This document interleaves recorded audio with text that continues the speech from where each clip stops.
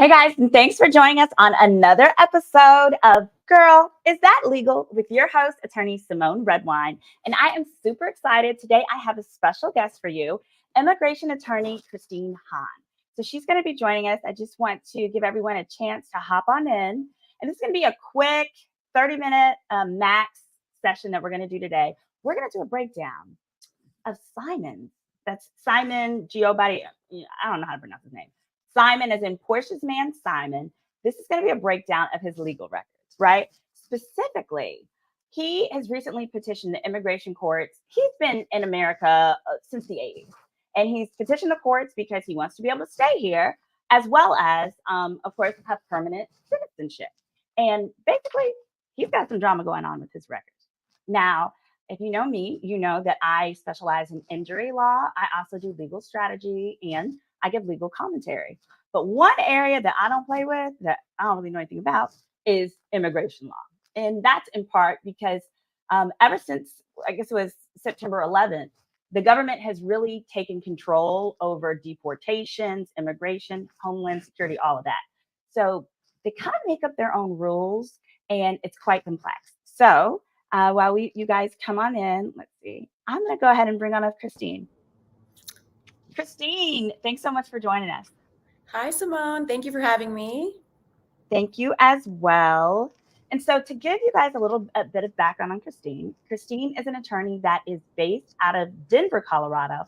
However, she handles immigration cases nationally. So if you are a loved one or in need of immigration help, you can reach out to Christine. The description has a link to her website, or you can reach out to my office and we would be happy to connect you. And that's in part because immigration law is federal law. So it doesn't matter whether you are dealing with this in Atlanta, like Portia's husband, or if you are dealing with this in Texas or anywhere else, Denver, etc. Is that right, Christine? That is correct, Simone. Awesome. All right. So before I put that on the screen, you do immigration. What other areas do you also practice? Yeah, I do immigration federally here in Denver, out of state. A lot of my clients come from Instagram, actually. So if you guys are not following me, please do so. It's Christine, my name, _ Denver lawyer. Okay. Success rate is 100%. So we do green cards, US citizenships. I do cases like Simon's all the time, actually. So, and I do have a lot of clients out of state, over 50% are, and then I do have clients abroad. So because they want US visas, and I do have quite a few from West Africa, and we all know Simon is originally from Nigeria. So I'll be touching a little bit about that too. But yes, we'll provide the information for my website as well. Gotcha. All right, thanks. All right, so let's hop on into this. So I'm going to go ahead. I'm going to add the petition here, and I can move left and right with it. But first, I want to kind of break down what's the issue, because he's been here. I think now what we're looking at is the order, and we're going to explain that in a moment. But it seems like he has been in America off and on since the 80s. Does that sound about right? Yes. So he originally came under a valid visa. So he did come here legally and he overstayed. A lot of people have a confusion about someone being illegally here. What does that mean to be illegal? So as immigration attorneys, the first thing we ask is, were they lawfully admitted? Did they actually have a US visa to come here? Or did they, for example, cross the border without a visa, right? So entry without inspection. Simon did, in fact, have a visa when he came to the United States. However, he did overstay his visa. So majority of his visas are only allowed to stay for 6 months. And he did overstay. He did that 2 or 3 times and he was found deportable. So he voluntarily departed, meaning that he left the United States knowing that he would be deportable on his own instead of going through an immigration court. So once he did that and he came back immediately, and then he did the same thing. He overstayed again. And then this is when his fraudulent credit card, bank fraud, identity theft, those kind of fraudulent criminal activity happens, and a lot of felony convictions happened. Got it. Now, how did he initially come over here? I thought I saw it was like an agricultural visa. Is that what or was it like a student? That was later, Simone. So it actually, in this court document, we don't know which visa he came under. Okay. So typically, but I'm going to assume it's a B1, B2 tourist visa. It's a B1, B2 tourist visa because thinking it's a 6-month validity, and that was the most common one back in the day. So. Gotcha. Mhm. Okay. And so he came over with that because I was wondering if maybe it was like a student visa or something like that. No, because if it was a student visas are a good one, Simone, because as long as you're going to school, university, or higher education, the duration of status, so USCIS or immigration allows students to be in status as long as they're in school. So that typically means 4 years, 5 years, 6 years. So they're not limited to a 6-month stay in the United States, if that makes sense. But Yeah, that makes sense. Mm. Okay, that makes sense. So he came over the proper way and then he overstayed. So is that part of why you think it might be tourist? Because I know with tourist visas, they have like a designated time frame. Yes, it's a Get 6 months. It's a 6-month one. It's the easiest one to get versus other visas. I don't believe it was related to family or marriage based, and which I will get into a little later because there are implications of sham marriage. And he did get his initial green card denied. I looked over the order because he was applying for a green card based on his marriage, and they found that to be fraudulent. So, gotcha. Now, and I'll have to say, like, I love Portia. I'm a Portia fan, and he's given me scammer vibes the whole way through. It's just something about the way that he's moved throughout the process. But we'll focus right now on this document. So here in the order, it says here, it gives us the background.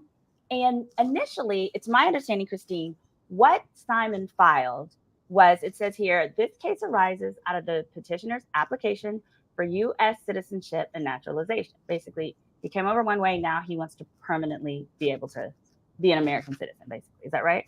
That's right. So he has had a green card for a long time. So a green card holder is a permanent resident. And then they need that at the minimum for 5 years to be naturalized to become a US citizen. He's tried several times though. So he's got it denied several times and he finally petitioned to the court. And it was okay. So I thought that previously, I thought this was his first time getting denied.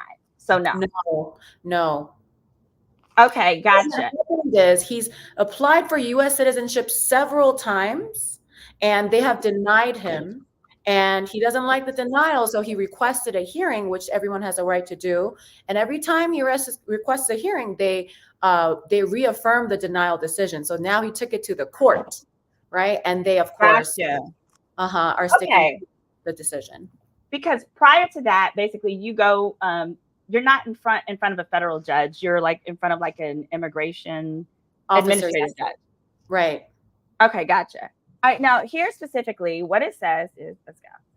It says, and make it larger. He's requesting a hearing based on his application that was filed July 27th, 2022. This is before they were married. Yes. I'm very curious if he told Portia before they got married that his citizenship had already been denied. I bet that he had not. Y'all, let me know what you think down below in the chat. Do you think that Simon informed Portia prior to the marriage that he had already had denied citizenship? I doubt it. And then it goes on to say, petitioner is a Nigerian citizen. He first came in 1982, overstayed his visa then. And then in 1985, INS denied his application to adjust his status. He was declared deportable and voluntarily departed. And the reason people voluntarily depart is so they don't have to sit in ICE, basically. Is that correct? One of the reasons, yes. Okay. So you go back to your country and you can try again later, effectively. Correct. And that's exactly what he did. Okay. Because they'll probably give you a ban for a certain number of years. Okay. Yeah, it's just treated differently, like a formal deportation order, which happens to him later by an immigration court judge. Gotcha. And then it says, so basically he was allowed to come back 3 years later. He did. But then he overstayed his 6-month visitor visa. Again, here's the thing, y'all. Visa overstay is very easy to fix. In that all you're supposed to do is you can go up to Canada. You can go to the islands, you can go to Jamaica, you can go to whatever. You just have to, it's my understanding that generally you just have to leave and then come back after the 6 months. Would he need to get a second visitor visa though? No, so as typically the visa validity period is 10 years, or at least it was back Mhm. in the day. They're referring to INS. That's like ancient way we refer to immigration. We no longer do that. So this is like an old case. Okay. But you're right, Simone. Most of the time, if there's a 10-year visa validity, he can just go to Canada, come back in. Or if he can't do that, he can easily Yeah. file what we call a change of status. So he can Okay. change B1, B2 tourist to go to school or invest or whatever the case may be, or an extension of status, right? Overstays here are not a critical issue to him, by the way, just because Okay. there's so many issues going on with his, Other immigration stuff. problem. Yeah. Gotcha. All right. So let's hop to the more important stuff, the more important accusations. So it says in 1987, he was arrested for bank and credit card fraud and pleaded guilty to a felony offense. It says he was arrested then in January of 1989 for unauthorized use of a vehicle and again in 1990 for fraud. Therefore, the agency began removal proceedings. That's deportation. Okay. In 1991, petitioner committed another felony in 91, and an immigration judge held a hearing and deported him and ordered he be deported.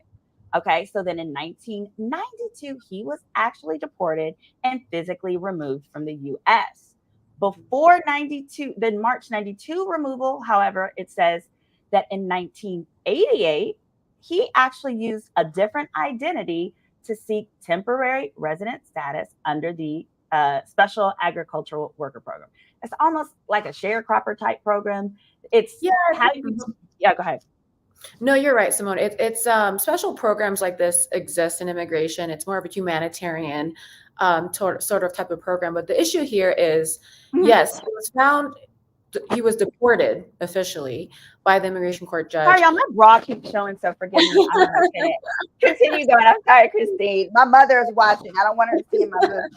Go ahead. But so he uses someone else's identity, right? Someone else's identity, and he gets temporary resident status under the Special Agricultural Worker Program. So SAW, right? That's what we call it.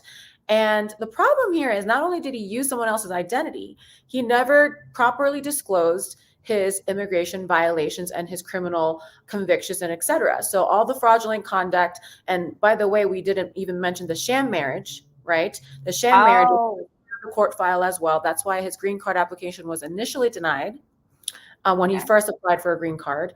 None of this is included, and this is a huge no-no in immigration. It's fraud and misrepresentation, deliberate omissions here. So he fraudulently obtains a temporary resident status using someone else's identity, and that is later converted into a lawful permanent resident card, aka a green card. So, okay, now it makes sense. He probably used the fake identity to do the worker program, right? Which is the I'm gonna call it the sharecropper program. He probably used that fake identity because he knew he had all these felonies and all these felony issues, and that Mhm. if he would have used his true identity, they either would have said hell to the gnaw, or that you have to wait. It's depending on the felony, you got to wait like a decade before you can come back or something like that, It would right? have been hell to the no. It would have been hell Hell to to the the gnaw. Okay, is that usually a permanent hell to the gnaw or? It depends. I don't really have his full immigration file to see.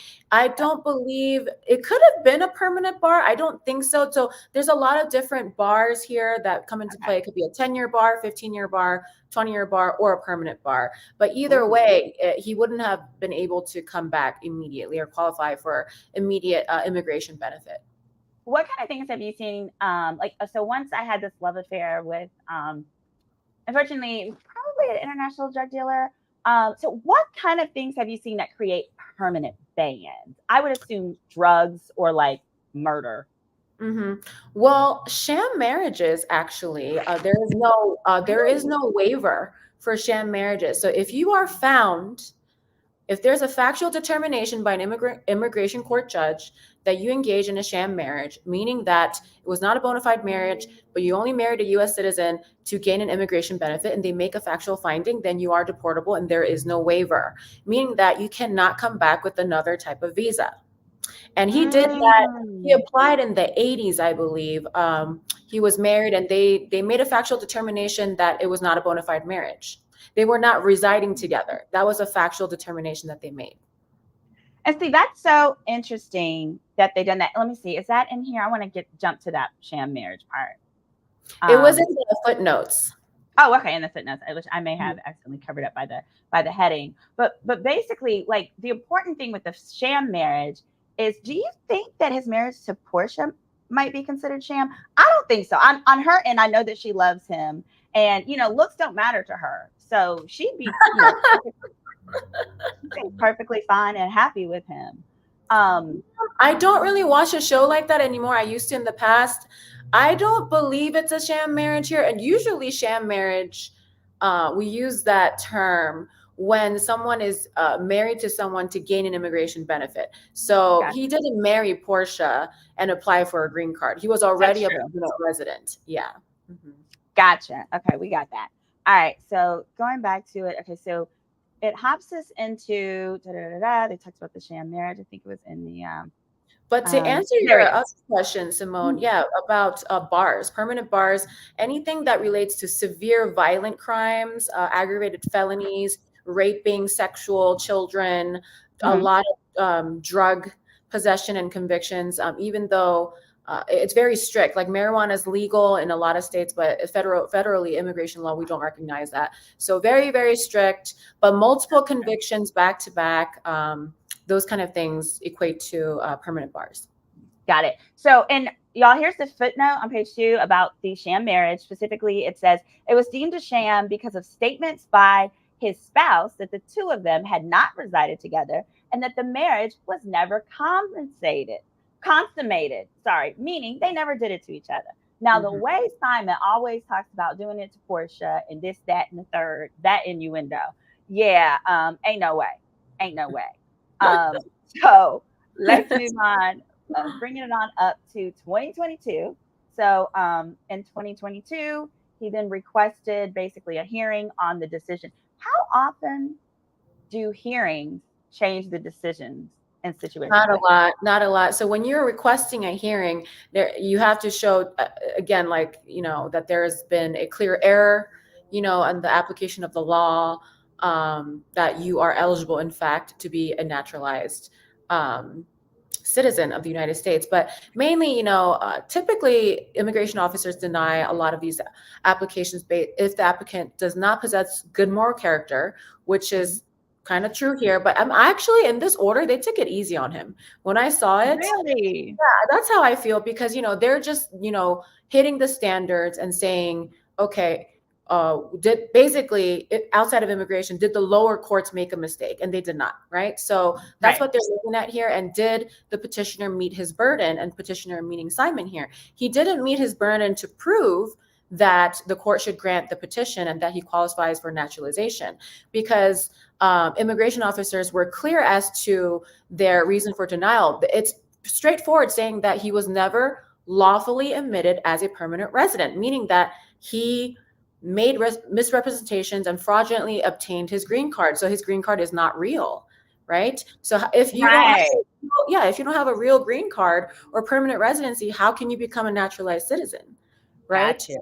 And the other thing interesting here, Simone, is that they highlight the fact that Simon, as a petitioner, does not even challenge the factual determinations made by the officers. So the officers have made the factual determinations that he's fraudulent. There's fraud and misrepresentation. He used someone else's identity, all these crazy things. There's a sham marriage here in the past. He overstayed, etc. All these crazy things. He didn't qualify under the special agricultural worker program, but he faked it, everything. So these are factual determinations, and he does not challenge that. So he comes up with these like crazy theories as to why he should still become a US citizen.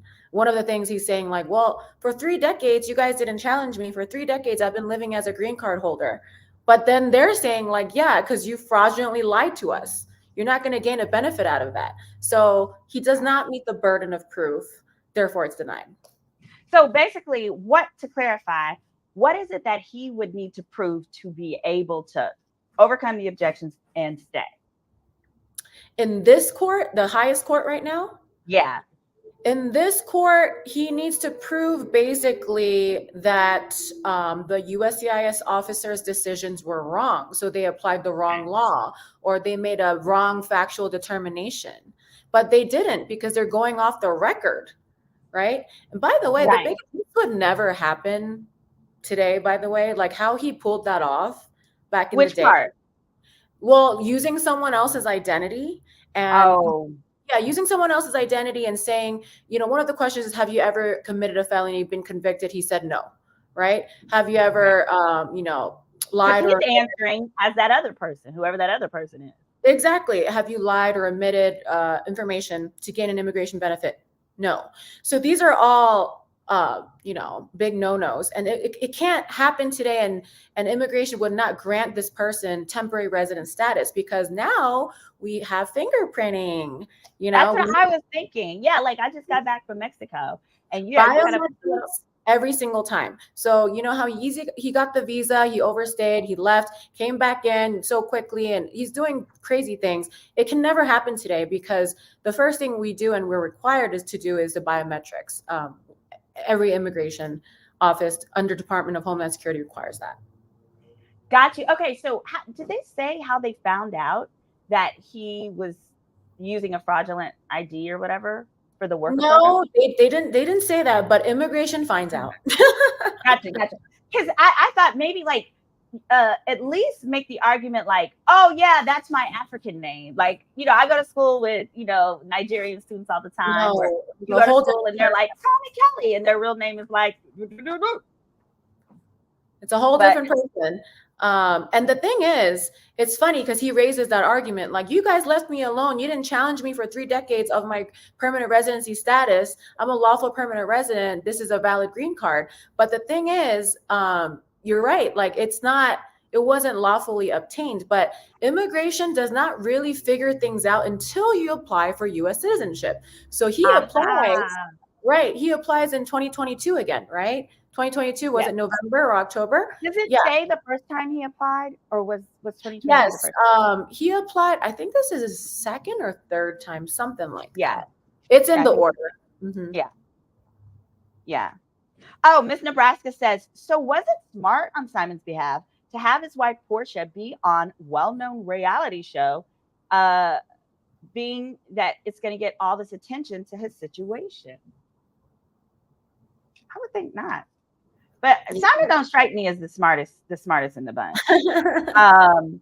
Specifically, but however, I could see Simon thinking that by going on a show and showing himself as a businessman and these types of things, that perhaps it could result in him getting access to, or like meeting with other people that could help influence and get him the decision that he wants. Or, it's kind of like in the same way that like different celebrities like Kodak Black petitioned Donald Trump for a pardon and actually got one. So, I'm not sure if Simon thought that part through, but I could see him thinking like, oh, okay, well, if I'm on the show, then perhaps this might help me with my status, or to allow me to go back and forth with whatever sufficient visitation status. So I know we're getting to the 30-minute mark. I wanted to ask you, I had 2 main questions. So with this denial, is he able to then reapply as Portia's husband, or is this it? That's a good question, Simone. So he can reapply as Portia's husband. So there's 2 main ways to apply for U.S. citizenship. So it's on your own. It's on your own, like how he's done. That's if you have your green card for 5 years, right? And of course, you have to show good moral character, et cetera, You can do that by your own, or you can say, I'm married to a U.S. citizen, and I've been married to her for 3 years, right? And show a real relationship, right? And I believe they have been married over 3 years, right? It's probably really close to that. So we're in 2024, maybe 2021. I mean, and that also makes sense, y'all, why he tried to marry her so damn quick. Like, I mean, they got engaged within a month. Well, the thing is, though, if he has if he has good counsel, like, it's not rocket science. This is his A record, his alien record. It's there, right? So every single time he's applying for naturalizations, he's dealing with the same issue. They're not going to change these factual determinations. It doesn't go away. Got you. So what Right. does he have to do at this point to overcome this no, to be able to get this citizenship and stay here and live happily ever after with Miss Portia? Well, I do think that some immigration attorneys believe he might be found deportable, and that's the risk you take when you file for naturalization. They may just deny you, or they may place you in deportation proceedings. Now, they might not. Sometimes it's up to them. But if they don't, and they haven't, we don't have anything on public record that they have confiscated the green card. Sometimes they do that too. Okay, because he travels back and forth. You're right. It doesn't say that in the order. And they go back and forth to Africa all the time, which is probably another reason why he thought he was good. I'm very curious what made him decide he wanted to now convert the citizenship over. But looking at it looks like, oh, they got married. Thank you. Miss Nebraska said they got married November of 2022. And then he petitioned for this in June of 2022. So I bet you the marriage probably is what made him say, you know what, I need to go ahead and get this fixed. Well, becoming a U.S. citizen, I talk to my clients about this all the time. Like, there's a clear difference between a green card holder and a U.S. citizen, including government benefits, certain loans, access to different things. So I think it's wise to always apply for U.S. citizenship if you qualify. So right now, given this denial, would he be considered a visa overstay? No, he's a green card holder, and they did not revoke his lawful permanent residency. They are basically saying it was unlawfully obtained, but they're not saying, hey, give us the green card back. You're not a green card holder. We're revoking XYZ. All this court is saying is that they got it right. They're not changing their decision. You don't qualify to become a U.S. citizen. So then who has the ability to revoke? What court could revoke his green card, and is that likely? So they could do that, including immigration court judges. I don't know. And again, it's hard to say. It depends on the state, like their resources, their priorities. Deportation, immigration, like it's severely backlogged. They have bigger problems, bigger fish to fry normally. Like when I say that, like recent criminal activities, gang members, rapists, things like that. Yeah, I don't know. It just depends. But it is on the severe side of how I've dealt with a lot of fraudulent cases, but this is pretty extreme.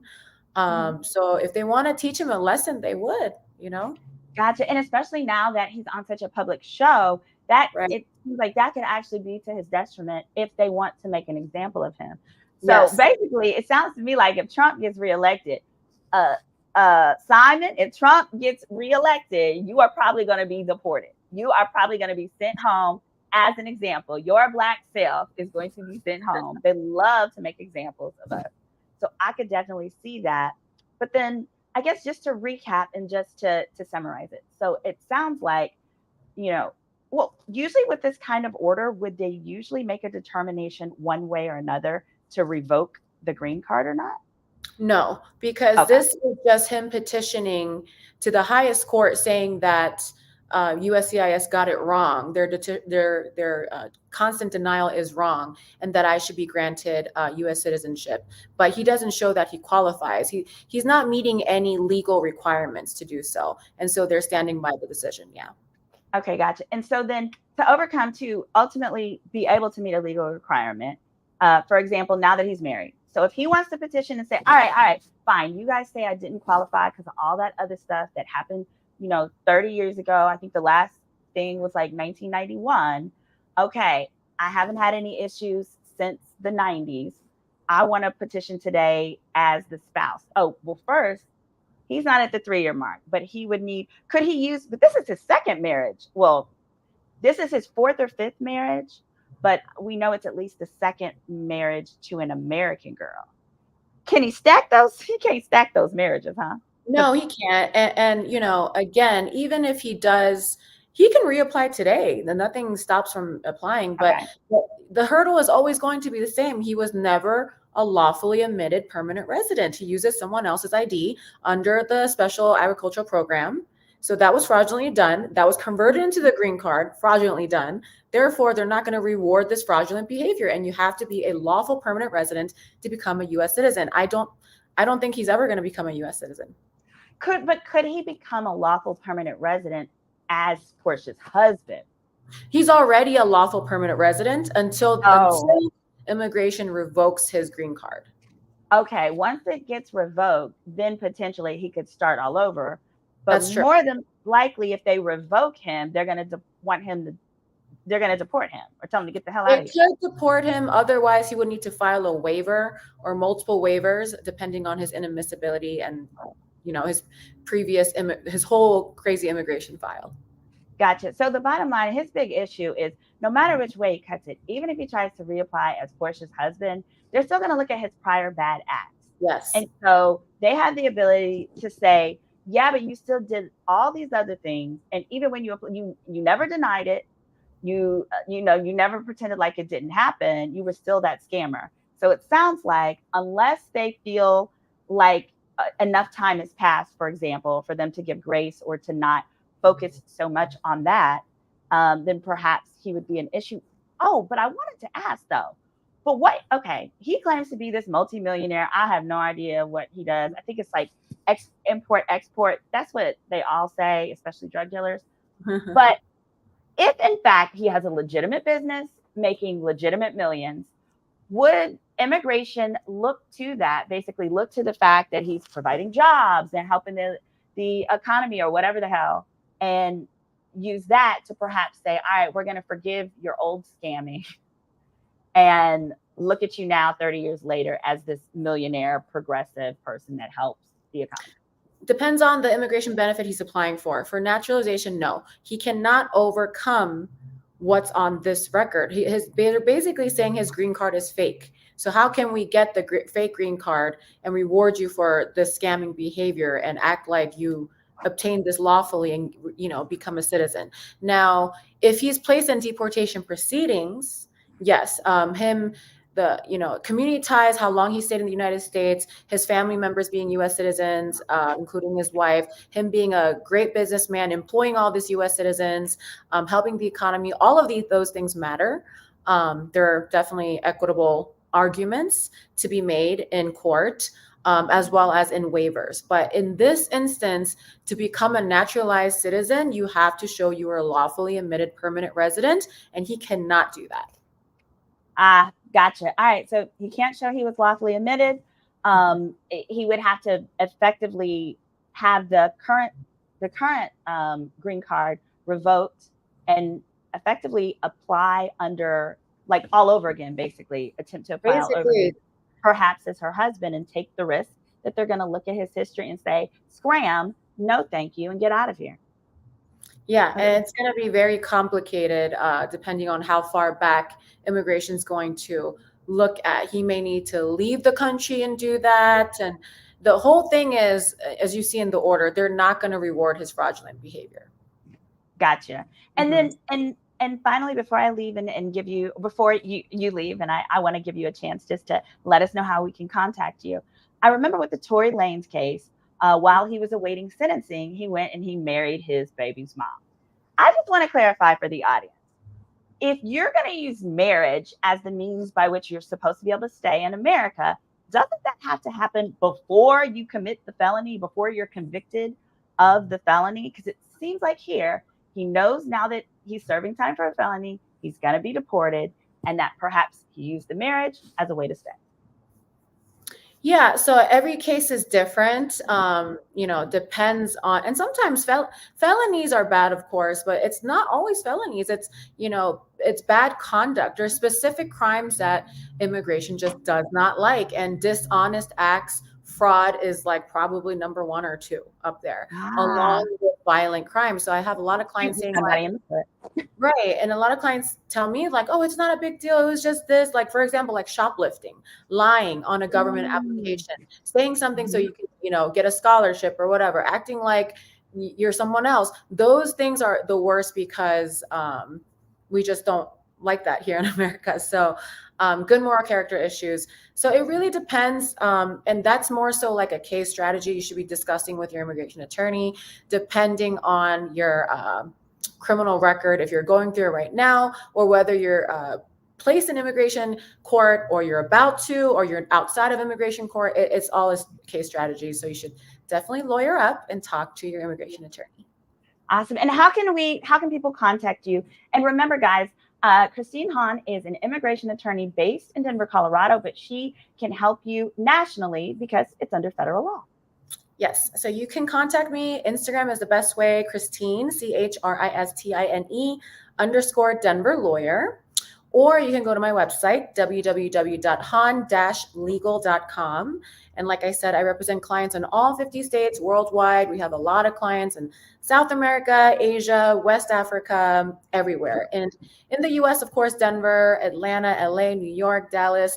I also accompany my clients to their green card interviews, US citizenship interviews, everywhere. So be sure to hit me up and I'd love to help you. Yes. Oh, she also does 90-day fiance visas, y'all. So if you are one of the girls that went to Ghana for December and met a man and fell in love, she can help you get him back over here, y'all.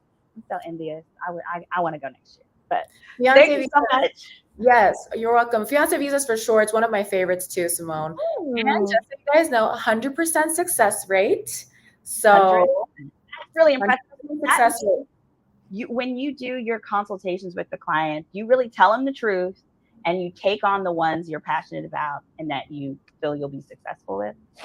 Yes. And I'm just honestly, like, everybody's different. And I practice 3 different areas of law: immigration, family, and criminal. Immigration is my first baby. I come from a family of immigrants. My parents are Korean, from South Korea. So I help their situation, my whole community, my family. Like, I am very passionate about it and I'm just good at it, and it's all about really being the best advocate for your clients, thinking outside of the box. I'm not afraid to do things differently. I'm very creative.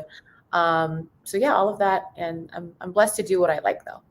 Gotcha. And if I know you have a limited record here, but finally, if Simon was your client, what would you suggest would be the next step for him? What would you tell him to do next?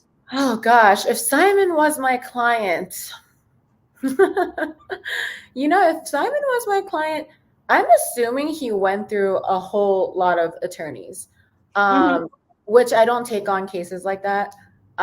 Red flag. But I would actually take my time and look at his whole file. We call that under FOIA, Freedom of Information Act. So I can get it.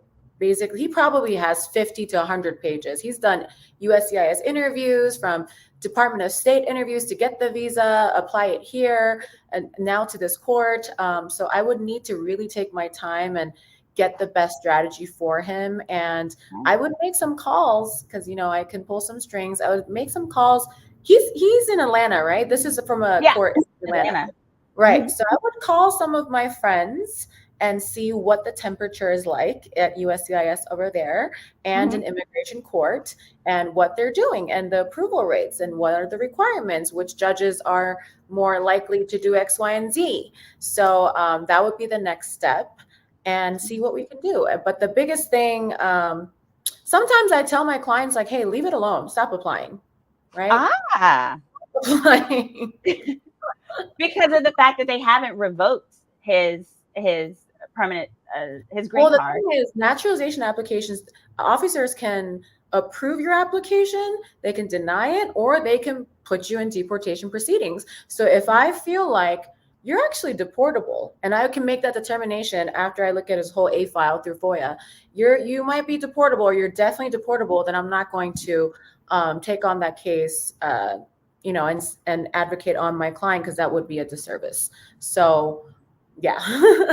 So here, where they simply denied his petition to become a U.S. citizen, they have not found him to be deportable. They have not revoked his green card.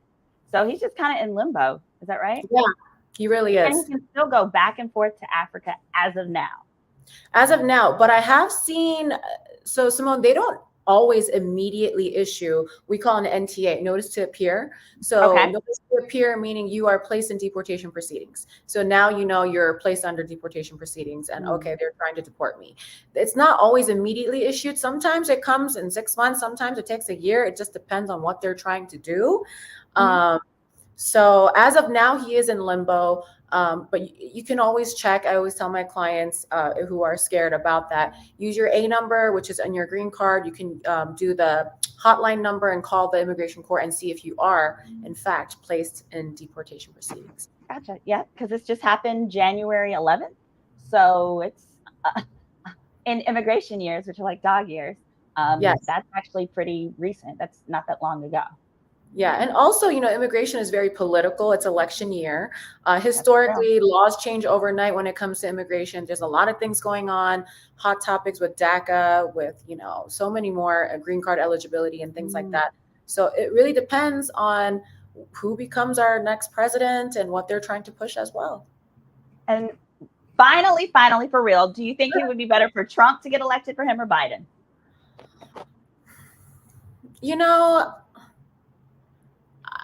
Probably Biden. I figured. Yeah, unless he's like Trump's homeboy or Trump, loves Portia as a celebrity kind of thing and would like, pull a string for him. The other thing is Trump is a businessman. So, who prioritizes U.S. economy. And, he's all about capitalism. So historically, a lot of Republicans do talk about pushing the idea of, investors giving out visas, ways to stay and give green cards, or maybe even citizenship if to push that route. And we all know Simon is that guy, I guess. So who knows? Right. Thank you. Well, thank you so much, Christine. This is attorney Christine Hahn, immigration attorney, who is breaking down for us the legal issues that Simon Giobadia, Giobadia, there we go. Simon Giobadia, Portia's husband, is dealing with now. And someone had asked if I've seen his criminal documents and if I looked at the damning documents. So if you're joining us late, go ahead and rewind. We broke down the order that broke down literally his legal history. So we've got that there, and you can take a look at. But also, they sealed the really in-depth records. Those are part of a sealed file, so we can't see those. Although I have pulled and done a record search on him, and it was quite fascinating. Actually, I might do a summary of that here. But thank you guys so much for joining us. Make sure if you're not subscribed, hit that subscribe button and hit the notifications so you always get alerts the next time we have an episode of Girl, Is That Legal?